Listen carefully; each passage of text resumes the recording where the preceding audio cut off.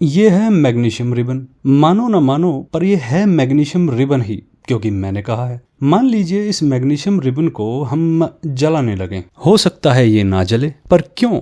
क्योंकि इसे रब किया जाना था, और रब करने वाले इंस्ट्रूमेंट को लड़के रेगमाल कहते हैं, और कॉन्वेंट में पढ़ने वाली लड़कियां उसे सैंड पेपर सैंड पेपर कहती हैं। चलिए हम भी सैंड पेपर कहने का ट्राई करेंगे। मैग्नीशियम रिबन को सैंड पेपर से रब करने के बाद उसे ऑक्सीजन की प्रेजेंस में जब जलाया जाएगा, हमें मिलता है एक व्हाइट पाउडर। वो व्हाइट पाउडर होता है मैग्नीशियम ऑक्साइड, यानी मैग्नीशियम जो एक मेटल है उसने ऑक्सीजन के साथ रिएक्ट करके बना लिया है मैग्नीशियम ऑक्साइड। लेकिन अगर मैग्नीशियम मेटल है और वह ऑक्सीजन से रिएक्ट करके ऑक्साइड बना सकता है, तो क्या सभी मेटल ऑक्सीजन से रिएक्ट करके मेटल ऑक्साइड बना सकते हैं? जी नहीं। ये सिर्फ मैग्नीशियम के लिए ही था कि हमारे पास एक मैग्नीशियम रिबन था। ये हमने एक्सपेरिमेंट कई बार बुक में पढ़ा भी है। मैग्नीशियम रिबन को जलाने पर मैग्नीशियम ऑक्साइड मिलता है। अगर आयरन को मैग्नीशियम की तरह ऑक्सीजन की प्रेजेंस में जलाया भी जाए, क्या तब भी हमें कोई व्हाइट, ब्लैक या किसी भी कलर का कोई पाउडर मिलने वाला है? तो बिल्कुल नहीं। आयरन को ऑक्सीजन की प्रेजेंस में जलाने पर उसका कलर ब्राइट रेड में बदलता ही जाएगा। यानी आयरन को ऑक्सीजन की प्रेजेंस में जलाने पर कोई आयरन ऑक्साइड का पाउडर हमें नहीं मिलने वाला है। तो क्या आयरन कभी ऑक्साइड बनाता भी है? जी हाँ, आयरन ऑक्साइड बनाता है, और एक नहीं, दो नहीं, 3 तरह के ऑक्साइड बनाता है, जिन्हें हम फिर कभी पढ़ेंगे। लेकिन बात यहाँ यह है कि अगर मेटल ऑक्साइड बना ही रहे हैं, तो क्या सभी मेटल ऑक्साइड बनाते हैं? जी नहीं,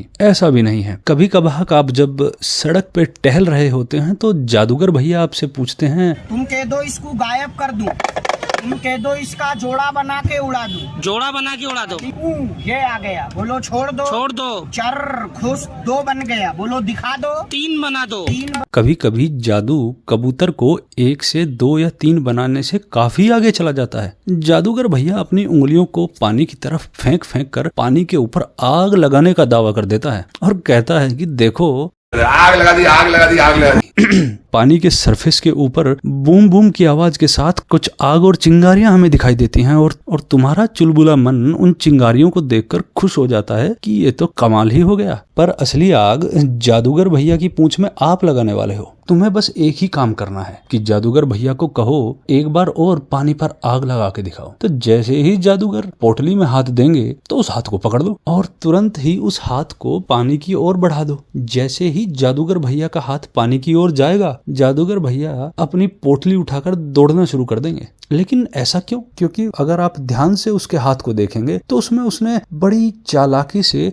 सोडियम या पोटेशियम के छोटे छोटे टुकड़ों को छुपा के रखा हुआ है। और सोडियम और पोटेशियम हाईली रिएक्टिव मेटल है। अगर वे वाटर के कांटेक्ट में आ जाएं तो भैया कबूतरों की संख्या 1 से 2 बनाए ना बनाए, पर उनका हाथ कबूतर जैसा जरूर बन जाएगा। यानी जादूगर ने अपने हाथ पर सोडियम या पोटेशियम या फिर कुछ हाईली रिएक्टिव मेटल्स के पार्टिकल्स को छुपा कर रखा हुआ था। पर अब यहाँ समस्या मेटल और ऑक्सीजन की रिएक्शन से काफी ज्यादा आगे बढ़ चुकी है। अब हम ये कैसे पता करें कि कौन से मेटल रिएक्टिव हैं और कौन से रिएक्टिव नहीं हैं? इसके लिए हमारे पास है रिएक्टिविटी सीरीज, जो हमें रटनी ही पड़ेगी। समझाई भी जा सकती है लेकिन फिर कभी, जिसमें पोटेशियम जो सबसे ऊपर है, जो हाईएस्ट रिएक्टिव मेटल है, और सबसे नीचे है प्लेटिनम जो लीस्ट रिएक्टिव मेटल है। इस सीरीज में सोडियम और पोटेशियम का यूज तो हमने जादूगर को करते हुए देखा ही था, लेकिन लिथियम का यूज भी हमने बहुत बार सुना है। याद कीजिए, लिथियम आयन बैटरीज जो आजकल बहुत ज्यादा चर्चा में है, जिन्हें इलेक्ट्रिक कार्स में यूज किया जाता है। लेकिन यही कारण है कि बहुत बार हम सुनते हैं कि इलेक्ट्रिक कार या इलेक्ट्रिक स्कूटी में ब्लास्ट हुआ। आप आसानी से ये पता कर सकते हैं कि लिथियम आयन बैटरीज में ब्लास्ट क्यों हुआ होगा, क्योंकि लिथियम भी बहुत हाईली रिएक्टिव मेटल है। हल्का सा मॉइस्चर से टच हो गया, तुरंत ही ब्लास्ट हो सकता है। इसीलिए लिथियम आयन बैटरीज में ब्लास्ट हो सकता है। अब आप यह भी सोच सकते हैं कि इसका मतलब पोटेशियम सबसे हाईली रिएक्टिव मेटल है, तो नहीं, ऐसा भी नहीं है। पोटेशियम से ज्यादा रिएक्टिव मेटल भी हमारे पास है,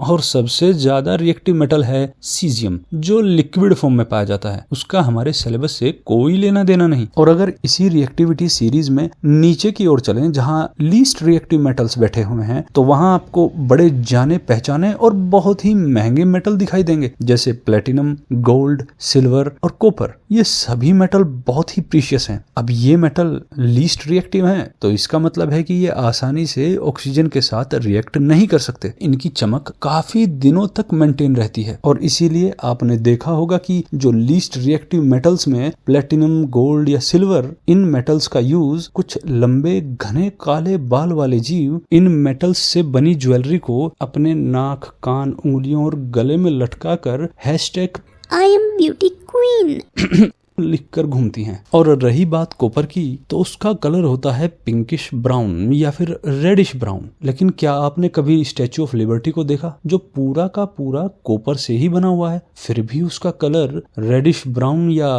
पिंकिश ब्राउन तो बिल्कुल भी नहीं है। उसका कलर तो ग्रीनिश ब्लू है। ये आपको खुद पता करना पड़ेगा, इसकी गारंटी मैं नहीं दे सकता। और कमेंट सेक्शन में मुझे भी बताइए।